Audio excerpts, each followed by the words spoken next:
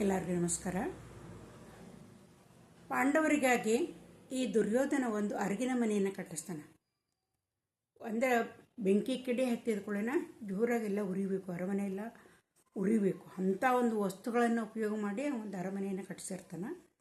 ಪಾಂಡವರಿಗೆ ಏನಂತ ವಾರಣಾವತ ಉತ್ಸವಕ್ಕೆ ಹೋಗಿ ಬರ್ರಿ ಅಂತಂದು ಹೇಳಿ ಅಂತಾರೆ. ಇವನ ಒಂದು ಕೆಟ್ಟ ಬುದ್ಧಿಯನ್ನು ಗೊತ್ತಿರಂಗಿಲ್ಲ, ಇದೆಲ್ಲ ಮಾಡಿಸಿದ್ದು ವಿದುರನಿಗೆ ಗೊತ್ತಿರ್ತೈತಿ.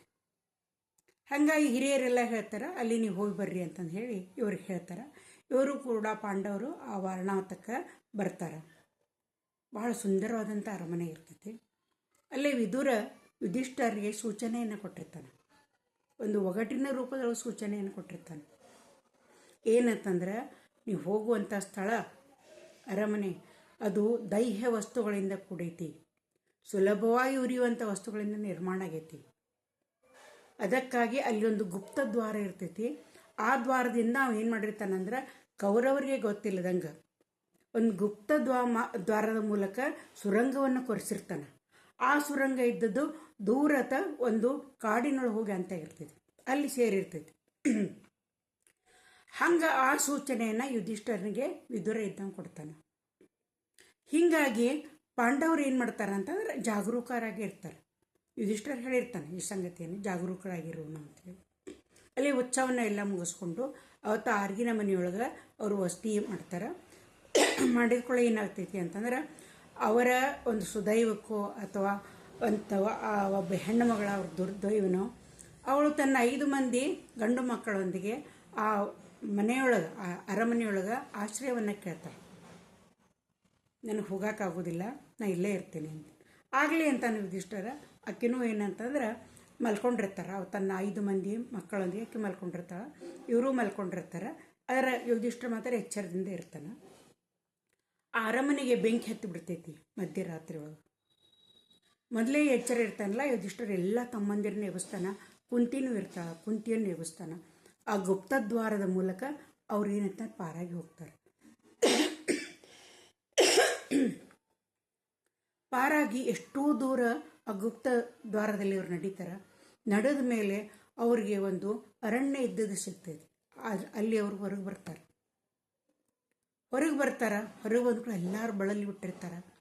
ಅಲ್ಲಿ ಏನಂತಂದ್ರೆ ಸ್ವಲ್ಪ ವಿಶ್ರಾಂತಿಯನ್ನು ತಗೊಳ್ಳೋಣ ಅಂತಂದೇಳಿ ಇನ್ನೂ ರಾತ್ರಿ ಇರ್ತೈತಿ. ಅಲ್ಲಿ ಒಂದು ಮರದ ಕೆಳಗೆ ಎಲ್ಲರೂ ಮಲಗಿಸಿ ಭೀಮ ಎಚ್ಚರದಿಂದ ಇರಬೇಕಾದ್ರೆ ಅಲ್ಲಿ ಹಿಡಿಂಬ ಅನ್ನುವಂಥ ರಾಕ್ಷಸ, ನರವಾಸನೆಯನ್ನು ಮನುಷ್ಯರ ವಾಸನೆ ಗೊತ್ತಾಗ್ತಿರ್ತೈತಿ. ಅದನ್ನು ನೋಡಿ ಇಲ್ಲಿ ಯಾರೋ ಮನುಷ್ಯರು ಬಂದಾರ, ಅವ್ರು ಹಿಡಿದು ತಿನ್ನಬೇಕು ಅಂತೇಳಿ ಬರ್ತಾನೆ.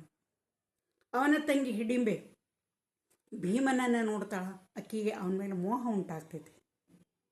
ಮೋಹ ಉಂಟಾಗಿ ಏನಂತಂದ್ರೆ ಆವಾಗ ಅವನನ್ನು ಇದನ್ನು ಮಾಡ್ತಾಳೆ. ಆಕೆ ಅವನನ್ನು ಮದುವೆ ಆಗಬೇಕು ಅಂತಂದು ಹೇಳಿ ಆವಾಗ ಈ ಹಿಡಿಂಬ ಭೀಮನ ಜೋಡಿಗೆ ಕಾದಾಡಕ್ಕೆ ನಿಲ್ತಾನೆ, ಅವರನ್ನು ಕೊಲ್ಲಬೇಕು ಅಂತೇಳಿ. ಭೀಮ ಅವನು ದೂರ ಕರ್ಕೊಂಡು ಹೋಗಿ ಅವನ ಜೋಡಿ ಕಾದಾಡಿ ಆ ಹಿಡಿಂಬನನ್ನು ಕೊಂದು ಹಾಕ್ತಾನೆ. ಅಂದರೆ ಹಿಡಿಂಬೆ ತನ್ನ ಮನದ ಇಚ್ಛೆಯನ್ನು ಹೇಳಿದಾಗ ಹಿಡಿಂಬೆಯನ್ನು ಮದುವೆ ಆಗ್ತಾನೆ. ಆವಾಗ ಏನಂತಂದ್ರೆ ಬೆಳಗ್ಗೆ ಎದ್ಕೊಳ್ಳೋ ಎಲ್ಲರಿಗೂ ಎಚ್ಚರ ಆಗ್ತೈತಿ. ಎಚ್ಚರ ಆದ ಕೂಡಲೇ ಆ ಭೀಮ ಹೇಳ್ತಾನೆ, ಹಿಂಗೆ ಹಿಡಿಂಬೆಯನ್ನು ನಾನು ಮದುವೆ ಆಗ್ತೀನಿ ಅಂತಂದು ಹೇಳಿ ಅಂದ ಕೂಡಲೇ ಎಲ್ಲರೂ ಒಪ್ಪಿಗೆ ಕೊಡ್ತಾರೆ. ಆಕೆನು ರಾಕ್ಷಸ ಕುಲದಕ್ಕಿ ಹಿಡಿಂಬೆ. ಆನಂತರ ಅವರಿಬ್ಬರನ್ನ ಬಿಟ್ಟು ಅವರು ಒಂದು ಏಕಚಕ್ರ ನಗರ ಅನ್ನುವಂಥ ನಗರಕ್ಕೆ ಬರ್ತಾರೆ. ಅಲ್ಲಿ ಒಂದು ಮನೆಯೊಳಗೆ ಅವರು ಬ್ರಾಹ್ಮಣರ ವೇಷದೊಳಗೆ ಅಲ್ಲಿ ಉಳ್ಕೊಳ್ತಾರೆ. ದಿನಾಲೂ ಏನಂತ ಭಿಕ್ಷಾಟನೆಯನ್ನು ಮಾಡ್ತಾ ಇರ್ತಾರೆ. ಭಿಕ್ಷಾಟನೆಯನ್ನು ಮಾಡಿ ಕುಂತಿಗೆ ಅಡುಗೆ ಏನು ಮಾಡಿ ಹಾಕ್ತಿರ್ತಾರಲ್ಲ ಅದನ್ನು ಊಟ ಮಾಡ್ತಿರ್ತಾರೆ. ಆ ಒಂದು ನಗರಕ್ಕೆ ಭೀಮನು ಬಂದು ಸ್ವಲ್ಪ ದಿನಗಳಲ್ಲಿ ಅವರನ್ನು ಕುಡ್ಕೊಳ್ತಾರೆ. ಆ ನಗರಕ್ಕೆ ಒಬ್ಬ ಬಕಾಸುರ ಅನ್ನುವಂಥ ರಾಕ್ಷಸ ಬಹಳ ತೊಂದರೆಯನ್ನು ಕೊಡ್ತಿರ್ತಾನೆ. ಆ ನಗರದೊಳಗೆ ಬರೋದು, ಮನುಷ್ಯರನ್ನು ತಿನ್ನೋದು, ದನಕರಗಳನ್ನು ತಿನ್ನೋದು, ಅವ್ರಿಗೆಲ್ಲ ಬಹಳ ಕಾಟವನ್ನು ಕೊಡ್ತಿರ್ತಾನೆ. ಅವಾಗ ಆ ಊರಿನ ಜನ ಎಲ್ಲ ಕೂಡಿ ಏನು ಮಾಡ್ತಾರಂದ್ರೆ ಆ ಬಕಾಸುರನಿಗೆ ಎಲ್ಲರೂ ಕೂಡಿ ಹೋಗ್ತಾರೆ. ಬಕಾಸುರನ ಕರಿತಾನೆ. ಒಂದು ಗುಡ್ಡದ ಮೇಲೆ ಇರ್ತಾನೆ, ಒಂದು ಕವಿಯೊಳಗೆ ಇರ್ತಾನೆ.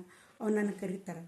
ಹಿಂಗೆ ನೀನು ಪ್ರತಿದಿನ ಊರಿನೊಳಗೆ ಬಂದು ನೀವು ಉಪದ್ರವ ಕೊಡಬೇಡ, ನೀನು ಪ್ರತಿದಿನಾನು ಒಂದು ಬಂಡಿಯೊಳಗೆ, 2 ಎತ್ತಗಳಿರುವಂಥ ಒಂದು ಬಂಡಿಯೊಳಗೆ ಒಂದು ದೊಡ್ಡ ತಪ್ಪಲೆ ತುಂಬ ಅನ್ನ ಮತ್ತೊಬ್ಬ ಮನುಷ್ಯನನ್ನು ಕಳಿಸ್ತೀವಿ, ನೀವು ಅವರನ್ನಷ್ಟ ಕೊಂದು ತಿನ್ನಬೇಕು ಅಂದ್ಕೊಳಂಗೆ ಒಪ್ಕೊಂತಾನೆ ಬಕಾಸುರ.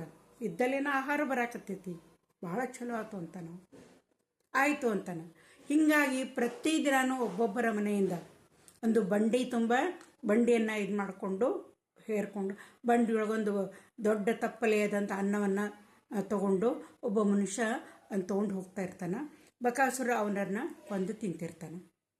ಒಂದು ಸಲ ಇವರಿದ್ದಂಥ ಮನೆಯ ಪಕ್ಕದ ಮನೆಯೊಳಗೆ ಬಹಳ ಅಳುವಂಥ ಧ್ವನಿ ಕೇಳಿಸ್ತೈತಿ. ಯಾಕಂತ ವಿಚಾರ ಮಾಡಿದಾಗ ಅವತ್ತು ಅವರ ಸರದಿ ಇರ್ತೈತಿ. ಅವರ ಸರದಿ ಇರಬೇಕು. ಒಬ್ಬನೇ ಮಗ, ಯಾರನ್ನ ಕಳಿಸ್ಬೇಕು ನಾವು ಅಂತಂದು ಹೇಳಿ ಅವರು ಮಗನ ಹೆಂಗೆ ಕಳ್ಕೊಳ್ಳೋನು ಅಂತಂದು ಹೇಳಿ ಭಾಳ ದುಃಖಿಸ್ತಾ ಇರ್ತಾರೆ. ಆ ಕುಂತಿ ಹೇಳ್ತಾಳೆ, ನೀವೇನು ದುಃಖಿಸ್ಬೇಡ್ರಿ, ನನ್ನ ಮಗ ಭೀಮಸೇನ ಅದಾನ ಅಂತಂದು ಹೇಳಿ ಅವ್ರಿಗೆ ಧೈರ್ಯವನ್ನು ಹೇಳ್ತಾಳೆ. ಭೀಮಸೇನ ಏನು ಮಾಡ್ತಾಳೆ ಅನ್ನೋದನ್ನು ಮುಂದಿನ ಕಥೆಯೊಳಗೆ ಹೇಳ್ತೇನೆ.